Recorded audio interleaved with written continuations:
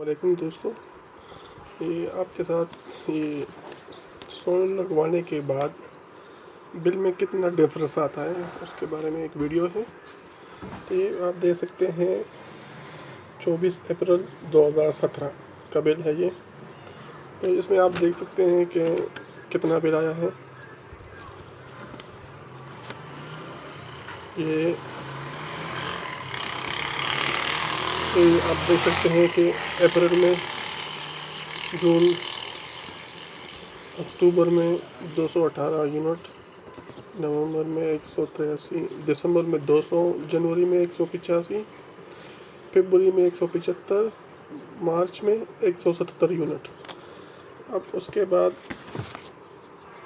ये बिल है नया, डेट आप देख सकते हैं 23 अप्रैल 2018। अब ये बिल देख लें आप लोग।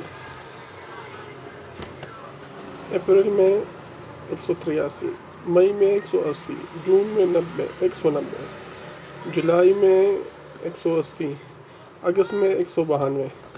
लेकिन ये मेरा एक्चुअल रीडिंग नहीं है, क्योंकि ये लोग जो है ना एक्स्ट्रा बिलिंग भेजते थे।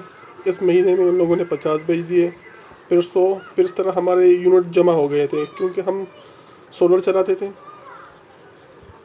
सुबह 7 से 8 बजे से शाम को 6-7 बजे तक हमारा सोलर चलता था। उसके बाद सिर्फ रात को वापडा चलता था, तो यूनिट जमा हो गए थे। उसके बाद आप देख सकते हैं नवंबर में 0, 0, 0, 0, फिर यहाँ इसमें रिकवरी हो गई। फरवरी में 26, मार्च में हमारा 66 यूनिट। इसमें भी हमारा सोलर चलता था, क्योंकि गर्मियों में तो पंखे की ज़रूरत होती नहीं है, लाइट ही चलती है, टीवी वगैरह और अपना ग्राइंडर वगैरह किचन में यूज़ होता है। तो आप बिल में देख सकते हैं कि कितना डिफरेंस आया हुआ है।